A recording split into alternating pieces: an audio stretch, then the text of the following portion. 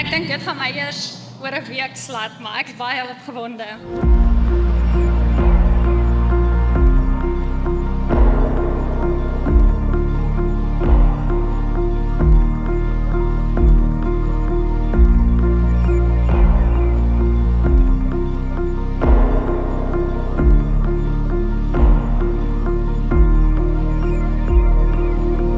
Die Here het presies geweet, jy is die man wat ek nodig het. Die kalmte vir my nervousness, die rustigheid vir my gejaag, die geduld vir my ongeduld en die easy going vir my overthinking.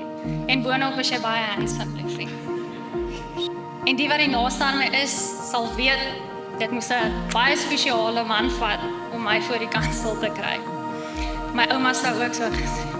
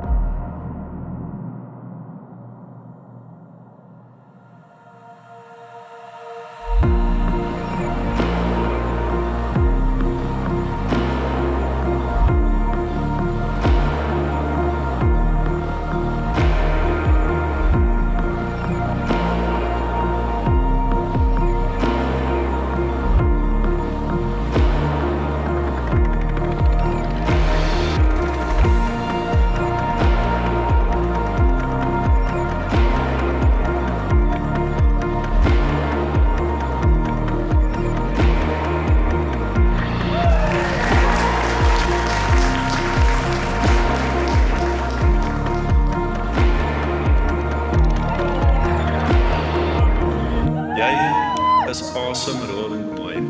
En ek is baie gelukkig om jou vandag my vrou te kan noem. Ek hou van alles van jou. Ek hou van hoe ons kan speel en net lief wees met mekaar. Jy is immers my beste vriend ook.